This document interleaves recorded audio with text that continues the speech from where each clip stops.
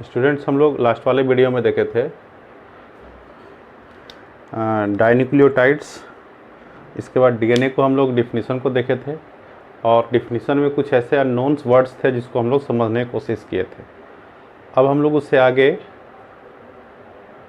देखते हैं। हम लोग पढ़ लिए थे डीएनए में क्या था, बेस और शुगर और फॉस्फेट यानी एक न्यूक्लिक एसिड था, तो न्यूक्लियोटाइड से बना था। न्यूक्लियोटाइड में क्या होते हैं ये चीज़ हम लोग पढ़े थे। फिर मोनोन्यूक्लियोटाइड, डाइन्यूक्लियोटाइड और पॉलीन्यूक्लियोटाइड बनाने के लिए हम लोग सीखे।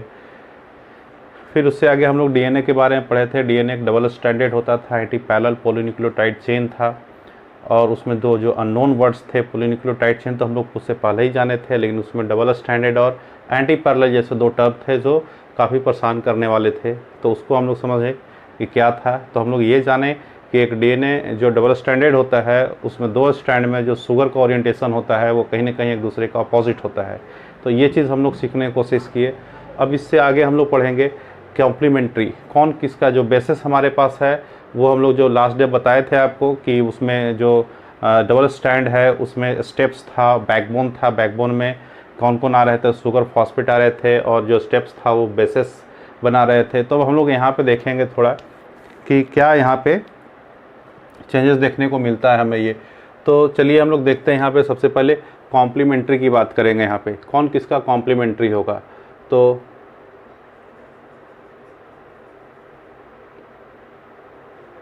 कॉम्प्लीमेंट्री की अगर बात की अगर हम लोग यहाँ पे, तो कॉम्प्लीमेंट्री में कौन किसका कॉम्प्लीमेंट्री होगा। तो देखिए यहाँ पे एडेनिन जो है उसका कॉम्प्लीमेंट्री कौन होगा, तो थायमीन होगा। यानी एडेनिन और थायमीन एक दूसरे का क्या होंगे, कॉम्प्लीमेंट्री होंगे ये।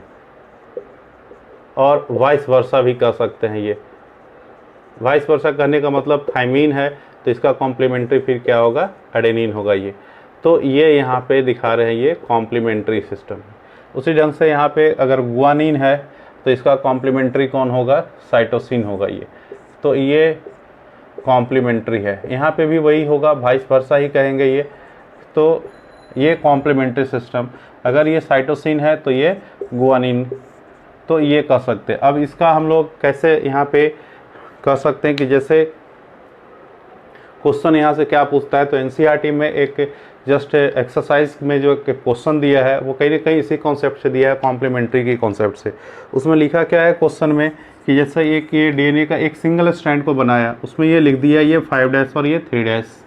अब यहाँ पे लिखा हुआ है ATCGT AG और इस ढंग से ये। अब पूछता है यहाँ पे किसका जो सेकेंड स्ट्रैंड होगा उसका यहाँ पे बेस्ट सीक्वेंसेस क्या होंगे। तो अब हम लोग सीख चुके हैं कि जो सेकेंड स्ट्रैंड होगा एक ही डीएनए के अंदर जो दूसरा स्ट्रैंड है उसका जो स्ट्रैंड होगा वो कहीं ना कहीं एंटी पैरेलल होगा, इसलिए जो प्राइम होंगे हमारा 5' और 3' वो भी जस्ट अपोजिट होगा। तो अगर यह 3' है तो ये क्या होगा, सॉरी 5' है तो क्या होगा, ये 3' होगा और ये एंड क्या होगा, 5' होगा।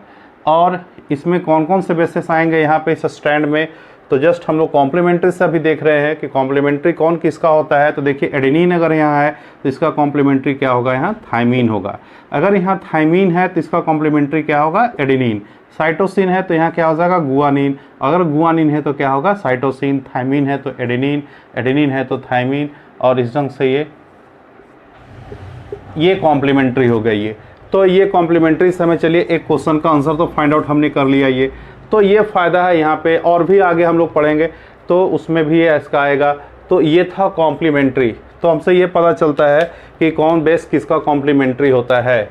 अब यहाँ पे हम लोग थोड़ा बॉन्ड के भी जानकारी ले लें कि जो एडेनिन है ये कॉम्प्लीमेंट्री किसके साथ होगा, तो थायमीन के साथ। तो एडेनिन और थायमीन के बीच जो होता है डबल हाइड्रोजन बॉन्ड का फॉर्मेशन होता है, यानी दो बॉन्ड। यानी यहाँ जो बॉन्ड बन रहा है एडेनिन और थायमीन के बीच, यहाँ 2 हाइड्रोजन बॉन्ड होंगे, ये 2 हाइड्रोजन बॉन्ड। और यही गुआनिन और साइटोसिन की अगर बात करें अगर हम लोग यहाँ पे, तो यहाँ पे ये 3 हाइड्रोजन बॉन्ड का फॉर्मेशन होता है। यहाँ कितना होगा, यहाँ 3 हाइड्रोजन बॉन्ड। तो ये भी हमें मार्क करने वाली बात है कि किस बेसिस के साथ जो कॉम्प्लीमेंट्री अगर बेसिस में है तो वो किसके साथ कितना बॉन्ड बनाता है यहाँ पे। तो एडेनिन और थायमीन के बीच डबल बॉन्ड है, जबकि गुआनिन और साइटोसिन के बीच कितने हैं, ट्रिपल बॉन्ड है ये। तो इससे भी इसका भी एप्लीकेशन आगे आएगा। जैसे अब पूछा जाएगा वहाँ पे कि जब हम लोग बॉइलिंग पॉइंट भी पूछता है यहाँ पे, सॉरी मेल्टिंग पॉइंट पूछता है ये कि मेल्टिंग पॉइंट क्या होगा यहाँ पे, तो जब उसमें नंबर ऑफ क्या होगा, ये बेसिस को हम लोग काउंट करते हैं, क्योंकि हाइड्रोजन बॉन्ड तोड़ने में क्या होगा, ज़्यादा हिट करना होगा, जितना ज़्यादा हाइड्रोजन बॉन्ड होगा उतना ज़्यादा हिट करना होगा, उसका मेल्टिंग पॉइंट उतना ही ज़्यादा होगा।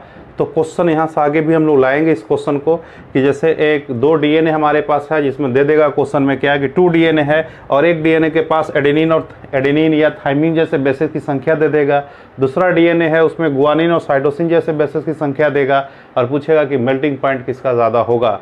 तो अगर गुआनिन ज़्यादा है और एडेनिन कम है तो ऐसे भी दिख रहा है कि हाइड्रोजन बॉन्ड ज़्यादा यहाँ है, तो इसका मेल्टिंग पॉइंट ज़्यादा होगा क्योंकि इसे तोड़ने में ज़्यादा हिट करना पड़ेगा।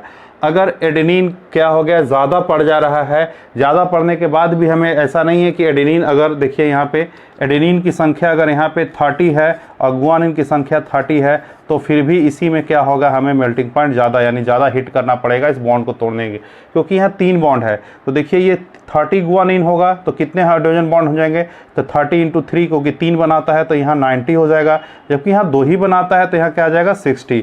तो देखिए टोटल हाइड्रोजन बॉन्ड की संख्या यहाँ 60 हो गया, जबकि यहाँ कितना हो गया 90 हो गया। तो इस केस में हमें क्या होगा, मेल्टिंग पॉइंट ये गुआनिन जिसका संख्या ज़्यादा है, यहाँ पे हाइड्रोजन बॉन्ड, सॉरी गुआनिन और एडेनिन के नहीं बल्कि हाइड्रोजन बॉन्ड की संख्या को हम लोग देख रहे हैं, तो जिनमें ज़्यादा हाइड्रोजन बॉन्ड की संख्या होगा उसका मेल्टिंग पॉइंट ज़्यादा होगा। तो चलिए हमने इसको डिस्कस कर दिया, ये क्वेश्चन हम आगे लेकर भी आएंगे यहाँ पे। तो ये था कॉम्प्लीमेंट्री से। इसके आगे हम लोग पढ़ना चाहेंगे अब चारगप्स रूल्स क्या होता है, या लॉ ऑफ इक्विवेलेंट भी बोलते हैं उसे हम लोग, इक्विवेलेंस भी। तो चारगप्स रूल की तरफ हम लोग बढ़ेंगे अब चारगप्स क्या कहते हैं, कहते हैं कि जो गिवन डीएनए है उसमें एडेनिन और थाइमिन की जो संख्या है, नंबर्स है, वो इक्वल होगा। किसमें, तो एडेनिन और थाइमिन का। तो हम लोग देखेंगे यहाँ पे एडेनिन और थाइमिन की बेसिस की संख्या कैसे इक्वल होता है। तो सबसे पहले तो लिखे चारगप्स, CHARGAFS, चारगप्स रूल या लॉ ऑफ इक्विवेलेंस भी कहते हैं इसे। तो अब यहाँ पे अगर हम लोग देखें ये क्या कहता है ये रूल्स, तो कहता है कि in given DNA double helix या इन डबल स्टैंडर्ड डीएनए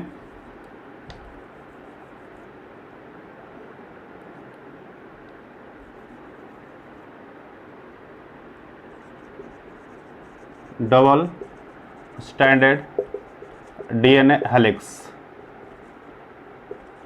अब इसमें कहता है क्या होगा, तो कहता है कि adenine is equal to thymine, ये कहता है ये कौन, चारगप्स रूल, कि एडेनिन जो है डबल स्टैंडर्ड डीएनए में जो एक हेलिक्स होगा डीएनए का डबल स्टैंडर्ड का, वो उसमें क्या होगा, एडेनिन और थाइमिन दोनों क्या होंगे, इक्वल में होंगे। और जब इक्वल होगा तो A/T ratio is equal to 1। तो दूसरा और क्या बोलता है कि गुआनिन और साइटोसिन भी क्या होंगे, इक्वल होगा। तो इनका भी रेशियो क्या हो जाएगा, G और C का रेशियो भी 1 हो जाएगा। अब यहाँ पे अगर हम लोग बात करें तो A + G ये भी इक्वल हो जाएगा T + C का, यानी इनका भी रेशियो अगर ले ले तो क्या हो जाएगा, इक्वल टू 1। लेकिन बट A + T और G + C is not equal to 1, ये कह सकते हैं, क्योंकि इनका रेशियो 1 के बराबर नहीं होगा। लेकिन कहता है क्या कि ये जो है A + T और G + C ये एक स्पेसिस में इनका रेशियो सेम होता है, यानी ये कांस्टेंट होते हैं। तो ये विदिन स्पेसिस क्या होता है, ये A + T और G + C रेशियो जो होता है वो कांस्टेंट होता है, कांस्टेंट कहता है यहाँ पे।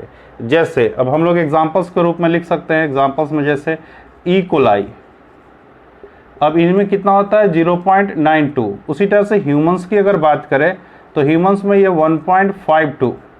तो ये कि एक स्पेसिस के अंदर ये रेशियो क्या कहता है, कांस्टेंट रहता है, जबकि स्पेसिस टू स्पेसिस क्या हो जाएगा, डिफरेंट होगा। जैसे देखिए ई कोलाई के अंदर इतना है तो ह्यूमन के अंदर इतना है, तो एक स्पेसीज से दूसरे स्पेसीज यानी डिफरेंट स्पेसीज के बीच इसका रेशियो वैरी करेगा, but with in the species जो होगा वो क्या होगा, इक्वल होगा यहाँ पे, यानी कांस्टेंट होगा यहाँ पे। तो ये था चारगॉप्स रूल। अब कहते हैं कि ये चारगॉप्स रूल जो है वो हमेशा किसके अंदर अप्लाई होता है, तो देखिए डबल स्टैंडर्ड हमने इसलिए लिखा था क्योंकि डीएनए जनरली क्या होता है, डबल स्टैंडर्ड ही होता है, इसलिए डबल स्टैंडर्ड में ही फॉलो होता है। इसलिए कभी क्वेश्चन पूछता है कि चारगॉप्स रूल किस में अप्लाई होगा, तो हम लोग सीधा कह देते हैं कि डीएनए में अप्लाई होगा, क्योंकि डीएनए जनरली क्या होता है, डबल स्टैंडर्ड। लेकिन अगर कंडीशन दे यहाँ पे कि अगर डीएनए सिंगल स्टैंडर्ड है तो उसमें अप्लाई नहीं होगा। तो यूजुअली डीएनए क्या होता है, डबल स्टैंडर्ड होता है, इसलिए हम लोग डीएनए में कहते हैं कि ये चारगॉप्स रूल अप्लाई होता है। लेकिन अगर कंडीशनल क्वेश्चन करते हैं ऐसा कि डीएनए सिंगल स्टैंडर्ड है तो उस केस में फिर अप्लाई नहीं होगा। दूसरा क्या करता है कि क्या आरएनए में अप्लाई होगा, तो आरएनए हम लोग अभी पढ़े नहीं, आगे पढ़ेंगे, तो उसमें अप्लाई नहीं होता है क्योंकि आरएनए यूजुअली क्या होता है, सिंगल स्टैंडर्ड होता है। तो सिंगल स्टैंडर्ड वाले में ये चारगॉप्स रूल अप्लाई नहीं होगा। तो ये था यहाँ पे। तो किसके अंदर अप्लाई होता है ये, तो ओनली डीएनए के में अप्लाई होगा, ये क्या कहेंगे। लेकिन कंडीशन में फिर से याद करवाते हैं, सिंगल स्टैंडर्ड में नहीं होगा ये। तो दूसरे तरफ अगर हम लोग देखें इसका एप्लीकेशन क्या आता है, तो इसका एप्लीकेशन भी क्वेश्चन पे लाते हैं ये। अब क्वेश्चन पे यहाँ पे क्या कहता है, देखिए यहाँ पे ये चारगॉप्स रूल कहता है कि एक डबल स्टैंडर्ड डीएनए है। अब इस ढंग से क्वेश्चन क्रिएट करता है कि इफ डबल स्टैंडर्ड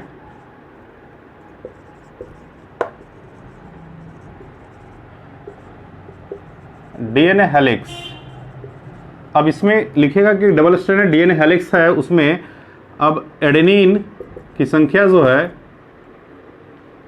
वो है 39% और गुआनिन की संख्या जो है वो कितना है, तो वो है 19%। तो साइटोसिन क्या होगा, तो ये तो सिंपल सा क्वेश्चन हो गया, सॉरी 39 का थे 31%। तो देखिए ये तो जस्ट सिंपल सा हो गया कि कितना होगा। तो अगर थोड़ा भी सोचिए अभी चारगॉप्स रूल को, तो उसके से डायरेक्ट आप आंसर दे सकते हैं कि ये भी 19% होगा। क्यों, क्योंकि एडेनिन 31 है, तो एडेनिन और कौन बराबर होता है, तो एडेनिन थाइमिन बराबर होते हैं, इक्वल होते हैं। तो ये 31 तो ये भी 31, तो दोनों ऐड कर दे तो कितना हो जाएगा, ये 62। अब ये 19 है, तो देखिए गुआनिन और साइटोसिन इक्वल होता है, तो ये 19 तो ये 19। आपसे पूछ क्या रहा था, साइटोसिन पूछ रहा था, तो ये आ जाएगा। लेकिन कभी कभी क्या होता है यहाँ पे कि एकदम से इतना नोन नहीं देगा, बल्कि थोड़ा अननोन भी कर सकता है यहाँ पे। जैसे अब सिंपल अगर सिर्फ एडेनिन दिया रहता है कि एडेनिन की जो है परसेंटेज है डबल हेलिक्स में यहाँ पे वो है कितना 31%, तो अब आपको साइटोसिन निकालना था। तो अब इसको आप चारगॉप्स रूल को अप्लाई करते हैं, क्योंकि चारगॉप्स रूल क्या कहता है कि एडेनिन और थाइमिन इक्वल होते हैं। तो देखिए ये 31 तो ये भी 31, ये दोनों को ऐड कर दे तो कितना हो जाएगा 62%। अब जो 100 है हमारे पास, टोटल को 100 मान लेते हैं, तो 100 माइनस 62, 100% मानते हैं तो 62 यानी कितना हो जाएगा ये, तो ये फिर से अगर इसको माइनस करें तो ये 38 ही हो जाएगा ये। अब 38 जो होगा उसमें क्या बच रहे होंगे हमारे पास, तो गुआनिन और प्लस साइटोसिन मिलकर कितना होगा 38 होगा। तो इसलिए साइटोसिन इक्वल टू क्या हो जाएगा यहाँ पे 19 हो जाएगा ये। तो इस ढंग से भी हम लोग को क्वेश्चन पूछ सकता है। वहाँ पे तो दोनों ही दे दिया था, एडेनिन और गुआनिन भी हम लोग लिए थे, या फिर एक ही दे करके आपसे इस ढंग से क्वेश्चन पूछ सकता है ये। तो ये एप्लीकेशन है यहाँ पे किसका, चारगॉप्स रूल का। तो इस तरह से भी क्वेश्चन यहाँ पे मिलेगा आपको प्रैक्टिस सेट्स में ये, तो आपको आसानी होगा बनाने में ये। तो चलिए हम लोग यहाँ पे चारगॉप्स रूल को देख लिए ये। तो चारगॉप्स रूल क्या बोला यहाँ पे कि गिवन डीएनए में क्या होता है, डबल स्टैंडर्ड में एडेनिन और थाइमिन, गुआनिन और साइटोसिन जो होते हैं वो इक्वल होते हैं। और चारगॉप्स रूल इस बार देखिए क्वेश्चन भी पूछा था ये नीट 2020 में, यही शायद क्वेश्चन था चारगॉप्स रूल किस में अप्लाई होगा। तो देखिए चारगॉप्स रूल किस में अप्लाई होगा, डीएनए में, क्योंकि यूजुअली डीएनए क्या होता है, डबल स्टैंडर्ड होता है। तो ये शायद 2020 में ही यही क्वेश्चन एक पूछा गया था। अब हम लोग आगे बढ़ते हैं यहाँ पे टाइप्स ऑफ डीएनए की तरफ, डीएनए के टाइप्स को देखेंगे यहाँ पे। ये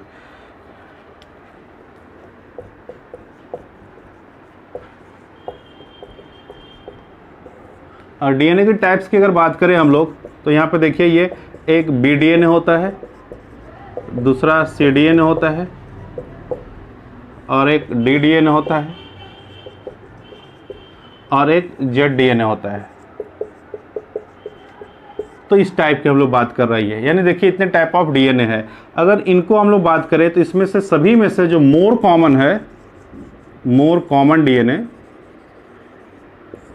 वो ये है, कौन? तो बीडीएनए। बीडीएनए इज मोर कॉमन। ये सब जो है वो जस्ट क्या बोलेंगे, रेयर है, ये रेयर अकरेंस है।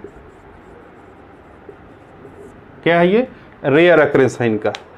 तो जो हम लोग देखते हैं डीएनए का जो हेलिकल स्ट्रक्चर्स रैपर्स पे या बुक में, वो किसका बनाया रहता है? बीडीएनए का बनाया रहता है ये। अब कहते हैं यहाँ पे कि ये बीडीएनए और ये डीडीएनए, यानी बीडीएनए, सीडीएनए, डीडीएनए जो हो गए, और एक एडीएनए भी लिख सकते हैं, एडीएनए भी, सॉरी। तो ये जितने भी डीएनए हैं यहाँ पे, जेड को छोड़ दे तो ये सब कैसा होगा? तो राइट हैंडेड होते हैं, राइट हैंडेड। राइट हैंडेड का कहने का मतलब इनका जो रोटेशन होता है वो क्लॉकवाइज होता है, क्लॉकवाइज होता है। जबकि ये जो जेड डीएनए है ये कैसा होगा? लेफ्ट हैंडेड होगा, लेफ्ट हैंडेड, यानी कैसा? Anti clockwise, anti clockwise. तो ये यहाँ पे है। तो ये तो टाइप्स थे। तो हम लोग को जो मेन पढ़ना है यहाँ पे, टाइप्स में सारे टाइप्स को नहीं पढ़ना है, हम लोग को मेनली किस पे फोकस करना है? बीडीएनए पे। तो चलिए हम लोग एक बीडीएनए का एक हेलिकल स्ट्रक्चर बनाते हैं और जानने की कोशिश करते हैं थोड़ा डिटेल कि बीडीएनए में क्या क्या है। तो ये था टाइप्स।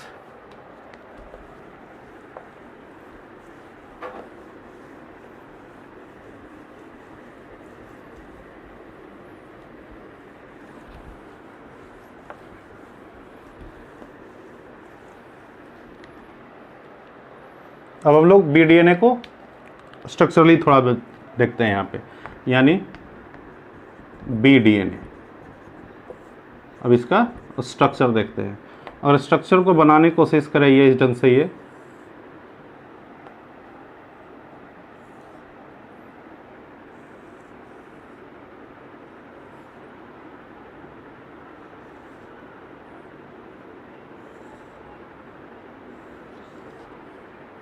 देखिए, ये यहाँ से एक लाइन खींचते हैं, दैट इज द एक्सिस।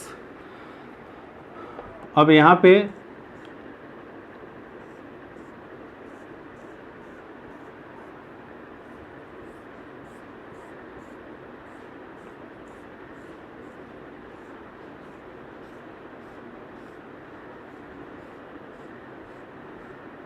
अब देखिए यहाँ पे ये जो डीएनए है,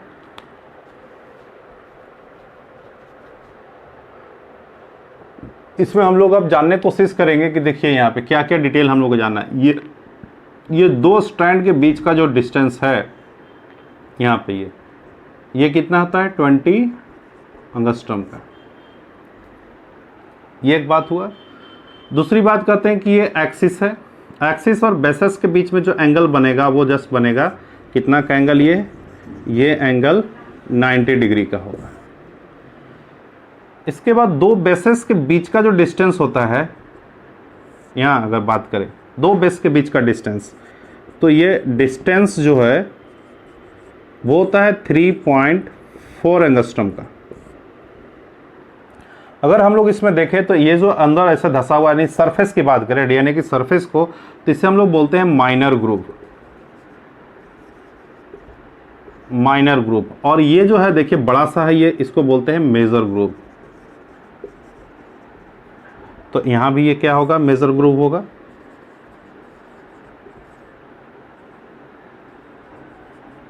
ये है। तो अगर हम लोग देखिए एक माइनर और एक मेजर के बीच यहाँ तो कितने बेसेस होंगे? तो यहाँ पे होता है 5 बेस पेयर, यानी इन दोनों के बीच में कितने बेस पेयर की संख्या होगा? यानी number of base pair. Base pair लिख रहे हैं, देखिए ये 5 होगा। यहाँ भी कितना हो जाएगा? तो number of base pair, pair बोल रहे हैं ये, तो ये कितना होगा 5, क्योंकि यहाँ बेस होगा तो यहाँ भी बेस होगा, इसलिए पेयरिंग में है ये हाइड्रोजन बॉन्ड है, ये एक्चुअल में क्या है, हाइड्रोजन बॉन्ड है। अब यहाँ पे अगर हम लोग देखें कि जो कर्वेचर पर बेस अगर देखें यहाँ पे, तो ये जो एंगल है वो कितना डिग्री का होगा, तो ये एंगल वो +36 डिग्री का होगा। कितने का होगा, +36 डिग्री का। तो इस ढंग से अगर हम लोग यहाँ पे और फाइंड आउट करने की कोशिश करें कि जब यहाँ दो मेजर ग्रुप को अगर लेते हैं हम लोग, देखिए दो मेजर ग्रुप के बीच, यानी यहाँ पे कर्वेचर क्या बोल सकते हैं, बिटवीन टू कॉन्स्टिट्यूटिव माइनर और मेजर ग्रुप के बीच अगर ले हम लोग यहाँ पे, तो देखिए इसके बीच का जो नंबर ऑफ बेसेस कितना हो जाएगा, यहाँ पे नंबर ऑफ बेस पेयर कितना हो जाएगा, यहाँ 10 हो जाएगा। देखिए 5 यहाँ और 5 यहाँ, इन दोनों के बीच का तो कितना हो जाएगा, 10 हो जाएगा। अगर इनका हम लोग डिस्टेंस निकालना चाहें यहाँ पे, इसको हम लोग पिच ऑफ हेलिक्स भी कहते हैं, पिच ऑफ हेलिक्स भी कहते हैं। अब या एक फुल ट्विस्ट भी कहा जाता है इसे, ये फुल ट्विस्ट, या क्या बोल सकते हैं, एक कंप्लीट क्या होगा, एक सर्कल की तरह बनाएगा ये, क्योंकि एक बार पूरा राउंड ले चुकेगा इसको यहाँ से यहाँ, तो कंप्लीट क्या बनाने में, मेजर ग्रुप बनाने में ये। तो पिच ऑफ हेलिक्स या फुल ट्विस्ट भी कह सकते हैं। तो इनका जो डिस्टेंस होगा वो आप आसानी से निकाल सकते हैं। कैसे, क्योंकि हमारे पास इनके बीच में जो बेस पेयर हैं उनकी संख्या कितना हो गया, 10 हो गया, और दो बेसेस के बीच जो डिस्टेंस होता है वो कितना होता है, 3.4 एंगस्ट्रम का। तो 3.4 यानी कितना हो जाएगा, ये 34 एंगस्ट्रम। तो ये चलिए पता चल गया यहाँ से, यानी एक फुल ट्विस्ट लिया। इस तरह से अगर राउंड घूम रहा है ये कैसा, क्लॉकवाइज है, क्योंकि BDNA है, तो कितना होगा, एक फुल टर्न लेगा ये, और कितना हो जाएगा ये। तो इनके बीच का एंगल भी पूछ सकता है, तो यहाँ एंगल कितना हो जाएगा, तो यहाँ हो जाएगा देखिए 360 का एंगल बनेगा, क्योंकि एक फुल ट्विस्ट लिया पर कर्वेचर हम लोग, सॉरी यहाँ बेसिस की देखे थे हम लोग, कितना था, 36 डिग्री था। तो एक फुल ट्विस्ट लेने में एक पूरा सर्कल, यानी एक सर्कल की तरह बन जाएगा ये, और उसका एंगल कितना हो जाएगा, 360 एंगल होता है ये सर्कल का ये। तो ये हम लोग यहाँ पे देखे क्या, एक BDNA का स्ट्रक्चर यहाँ पे ये, तो ये था ये। अब इससे आगे हम लोग कोशिश करेंगे यहाँ पे देखने का कि और क्या है। तो हम लोग यहाँ पे कोशिश करते हैं देखने का कि ZDNA के साथ कभी कभी क्या होता है, इसका डिफरेंसेस भी पूछा जाता है कि क्या डिफरेंस होगा ZDNA और BDNA में। तो ये देखेंगे हम लोग, देखें यहाँ पे कि ये दो के बीच का डिस्टेंस कितना होता है, 20 एंगस्ट्रम का होता है ये, और यही एक सही तरीका है एक्चुअल में डबल स्ट्रैंडेड DNA का स्ट्रक्चर ही बनाने का यहाँ पे ये। तो इसका सरफेस कैसा हो गया, देखिए सरफेस पे अगर हम लोग बोले तो माइनर और मेजर ग्रुप देखने को मिलते हैं यहाँ पे ये। तो ये था। तो चलिए अब हम लोग देखते हैं एक डिफरेंसेस की भी बात करेंगे, ZDNA और BDNA में क्या क्या डिफरेंसेस है। तो आई थिंक ये हो गया होगा, आपको क्लियर हुआ होगा कि ये स्ट्रक्चरली क्या है, BDNA है। तो अब चलिए यहाँ पे थोड़ा डिफरेंस पॉइंट भी हम लोग देखते हैं।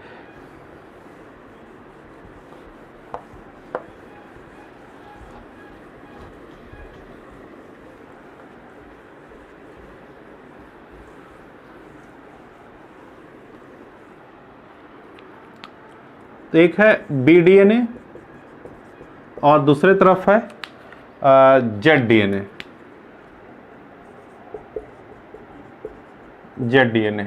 अब देखिए हम लोग सबसे पहला डिफरेंस अगर बोले तो ये तो क्लॉकवाइज था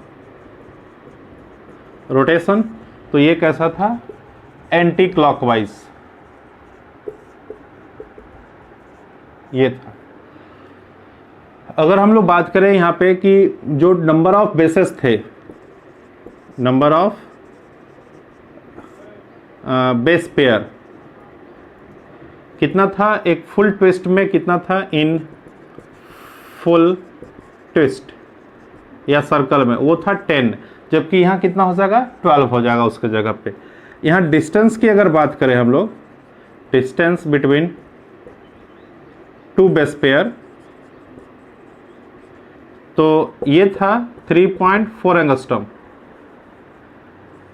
3.4 एंगस्ट्रम, जबकि यहाँ जो डिस्टेंस होगा वो 3.8 एंगस्ट्रम होगा। तो इस तरह से हम लोग अगर डिस्टेंस निकालें, यानी डिस्टेंस जो था इसका, तो पिच ऑफ हेलिक्स जो अभी लिखे थे, इसका जो डिस्टेंस निकाले थे वो 34 एंगस्ट्रम था, जबकि इसका कितना हो जाएगा, 45 एंगस्ट्रम हो जाएगा ये था। अगर हम लोग कर्वेचर ऑफ देखें यहाँ एंगल बेस के बीच यहाँ पे, तो एंगल ऑफ बेस ये कितना था, +36 डिग्री था, यहाँ कितना हो जाता है, -30 डिग्री हो जाता है ये। तो ये था, और ये क्या होगा देखिए यहाँ पे ये काफ़ी स्मूथ होगा, जबकि ये क्या होता है, जिगजैग होता है। कैसा होता है ये, जिगजैग होता है। यहाँ पे जो रिपीटेड न्यूक्लियोटाइड्स होंगे यहाँ पे, वो एक्चुअल मोनोन्यूक्लियोटाइड्स होगा यहाँ पे। तो यहाँ पे रिपीटेड न्यूक्लियोटाइड यूनिट जो होगा वो मोनोन्यूक्लियोटाइड होगा, मोनोन्यूक्लियोटाइड, जबकि यहाँ क्या होता है, डाइन्यूक्लियोटाइड। तो आई थिंक इसमें से सब कुछ क्लियर हुआ होगा आपको। क्लॉकवाइज है, एंटी क्लॉकवाइज होगा। दो बेसेस के बीच जो क्या बोलते थे, फुल ट्विस्ट के बीच जो नंबर ऑफ बेस पेयर थे वो 10 था, यहाँ क्या था, 12 था। दो बेसेस के बीच का डिस्टेंस 3.4 एंगस्ट्रम था, यहाँ कितना है, 3.8 एंगस्ट्रम। फिर डिस्टेंस हमने निकाल दिया, तो यहाँ 34 एंगस्ट्रम आया है, 45। यहाँ कितना एंगल था, 36, तो वहाँ -30। ये स्मूथ होता है जनरली BDNA, तो ये कैसा होता है, जिगजैग होता है। यहाँ पे रिपीटेड मोनोन्यूक्लियोटाइड क्या होता है, जो यूनिट होता है वो क्या होता है, मोनोन्यूक्लियोटाइड। यहाँ क्या होता है, डाइन्यूक्लियोटाइड। तो आई थिंक ये ज़्यादा आपको परेशान करने वाला होगा, और ये स्मूथ और जिगजैग भी इसी को जब समझेंगे तो ये भी दोनों आ जाएगा ये। तो अब इसको भी समझ लेते हैं कि मोनोन्यूक्लियोटाइड और डाइन्यूक्लियोटाइड, ये रिपीटेड क्या था, न्यूक्लियोटाइड यूनिट क्या था ये, तो इसको अब देख लेते हैं थोड़ा ये। तो चलिए इसे अब देखते हैं।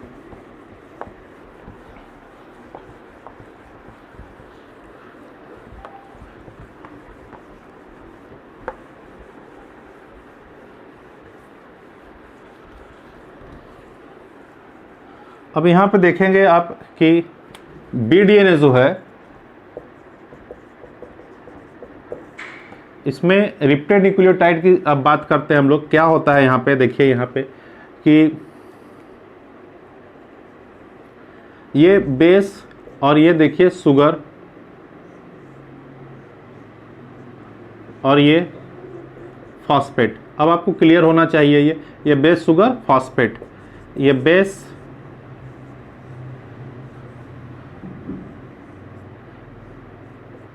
शुगर फॉस्फेट, बेस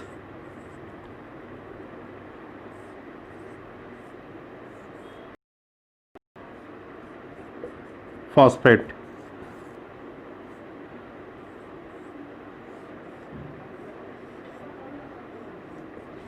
देखिए ये इस ढंग से, अगर हम लोग पढ़े थे कि इसका 3 नंबर देखिए 1 है, 2 है, 3, 4, 5 सब में वो सही होगा। तो ये 3 और 5 के फॉस्फेट के बीच बॉन्डिंग होता था। यहाँ भी ये बोले थे क्या डाइफॉस्फेट बॉन्ड बोलते थे, यहाँ पे ईस्टर बॉन्ड था, पीडी बॉन्ड था, ये फॉस्फोडाइस्टर बॉन्ड। अब दूसरे तरफ हम लोग ZDNA की अगर बात करें तो ZDNA में देखिए क्या होता है, ये भी बेस है और देखिए यहाँ भी ये शुगर है, फॉस्फेट है। अब दूसरा जो बेस होगा उसमें देखिए ये शुगर कुछ इस ढंग से होगा यहाँ पे। अब ये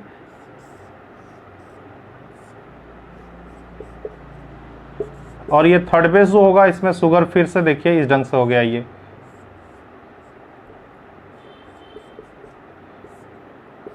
और फोर्थ नंबर में ये